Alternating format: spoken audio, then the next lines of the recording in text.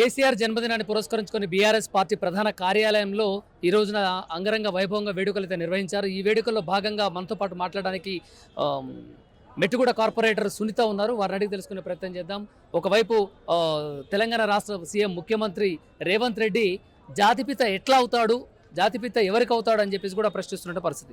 దీనికి ఏం చెప్తారు మేడం? తెలంగాణ ప్రజలందరూ ఎన్నుకున్న కేసీఆర్ గారు, తెలంగాణను సాధించుకొని తీసుకొచ్చిన కేసీఆర్ గారు పబ్లిక్కి, ప్రతి ఒక్క ప్రజలకు, ప్రతి ఒక్క కుల మత భేదం అనేది లేకుండా కేసీఆర్ గారికి ప్రతి ఒక్క గుండెల్లో కూడా జాతిపిత అవుతాడు.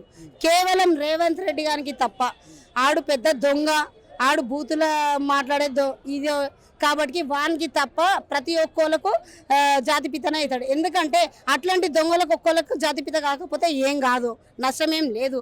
ప్రతి ఒక్క వర్గాలకు, ప్రతి ఒక్క కుల మతం అనే భేదం లేకుండా ఇప్పుడు వికలాంగులకు ప్రతి ఒక్కళ్ళ గుండెల్లో ఉండేది కేసీఆర్ గారే కాబట్టి కేసీఆర్ గారే జాతిపిత అవుతారు. మున్సిపల్ ఎన్నికల్లో కాంగ్రెస్ విజయం సాధించింది, బీఆర్ఎస్ పని అయిపోయింది అని కూడా చెప్తున్న పరిస్థితి. దీనికి ఏమంటారు మరి? అంటే ఇప్పుడు ఎట్లుందంటే వాళ్ళు ఇప్పుడు చూపించుకోనికి ఏం లేదు, అక్కడ ఏం లేదు. ఈరోజు ప్రతి ఒక్క వార్డుల వచ్చినామంటే మేము ప్రతి ఒక్క వార్డులో మేము ఎక్కువ గెలిచినామంటే అర్థం చేసుకో, రూలింగ్ పార్టీ మీదైనా అరే మొద్దు సన్యాసి నువ్వు ఒకటి గుర్తుపెట్టుకో, రూలింగ్ పార్టీ మీది మాది కాదు, రూలింగ్ పార్టీ మీది ఉంది కాబట్టినే మేము ఇన్ని వార్డులు గెలిచినామంటే అర్థం చేసుకో.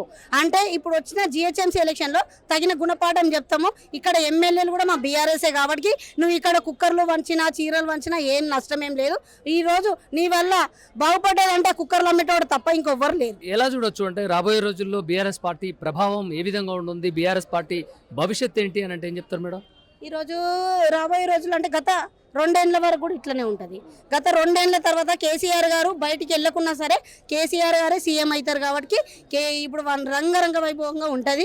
గత 2 ఏళ్ల తర్వాత ప్రతి ఒక్కరు ఈరోజు ఎక్కడెక్కడైతే ప్రాబ్లమ్స్లో ఉన్నారో చూసినట్టయితే మీరు వికలాంగులు ఎంతమంది వచ్చారో వాళ్ళకు కూడా కనీసం ఒక బస్సు పెట్టిండు కానీ వాళ్ళకు కూడా కూర్చునే సీటు పరిస్థితి లేదని అంటున్నారు. అంటే అర్థం చేసుకోవాలా, ఈరోజు పెద్ద మనుషులకు ఒక గోళీలకు పెద్ద కొడుకులాగా ఉన్న ఆదుకున్న మన కేసీఆర్ గారిని కనీసం కేసీఆర్ గారు ఇచ్చిన పింఛన్ కూడా ఇస్తలేరంటే అర్థం చేసుకోవాలా. అంటే కొన్ని సందర్భాల్లో బీఆర్ఎస్ పార్టీ బీజేపీ పార్టీ రెండు ఒకటే అని కూడా అంటున్నటువంటి పరిస్థితి. వాళ్ళు మహాకూటమి అయ్యిండ్రు కాబట్టినే వాళ్ళిద్దరు బడమియా చోటమియా అన్నారు కాబట్టినే మొన్న సర్పంచ్ ఎలక్షన్స్లో కానీ జూబ్లీహిల్స్ ఎలక్షన్లో కానీ వాళ్ళ ముంగట అయినా కానీ కళ్ళు మూసుకున్న వెధవలు ఎవరు, కూసున్న వెధవలు ఎవరు?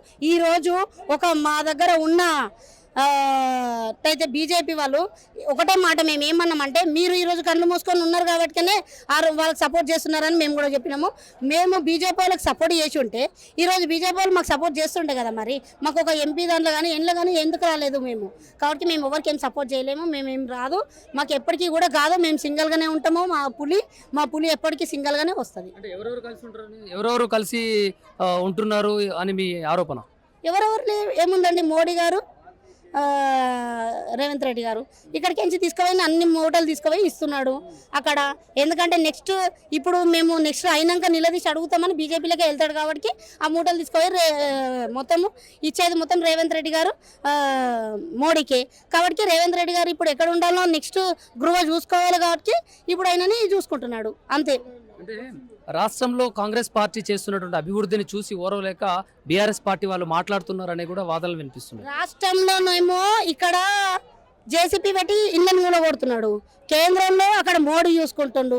ప్రజలందరికీ తెలుస్తుండ్రి ఎవరు మహాకూటమిలాగా ఉన్నారు, ఎవరు ఏం లేరు అని. ఈరోజు మహాకూటమిలాగా వచ్చేది వాళ్ళు, మేము కాదు. ఎందుకంటే ప్రతి ఒక్క దానికి కూడా మహాకూటమిలాగా వస్తున్నారు.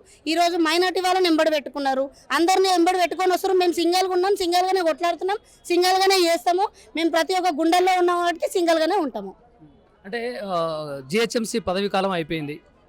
జిహెచ్ఎంసీలో బీఆర్ఎస్ పార్టీ ప్రభావం ఏ విధంగా ఉండబోతుంది? మీరు కూడా కార్పొరేటర్ ఉన్నారు, అక్కడ పరిస్థితి ఏంటి? మేయర్ వాళ్ళు అంటే 150 నుంచి ఇప్పుడు 300 డివిజన్లు పెరిగినటువంటి పరిస్థితి అంటే ఈరోజు మేము కేసీఆర్ గారి గవర్నమెంట్ ఉన్నప్పుడు, మా గవర్నమెంట్ ఉన్నప్పుడు మేము చేసే స్కీమ్స్ కానీ మేము చేసే పనులు కానీ ప్రజలందరికీ చెందినాయి అని ఈరోజు మమ్మల్ని విడగొట్టినా కానీ మేము ఏమంటున్నామంటే జిహెచ్ఎంసీ ఎలక్షన్లో ప్రతి ఒక్కటి హైదరాబాద్లో ఎమ్మెల్యే బీఆర్ఎస్ వాళ్ళు వచ్చారు కాబట్టి ప్రతి ఒక్కరు బీఆర్ఎస్కే ఓటేస్తారు.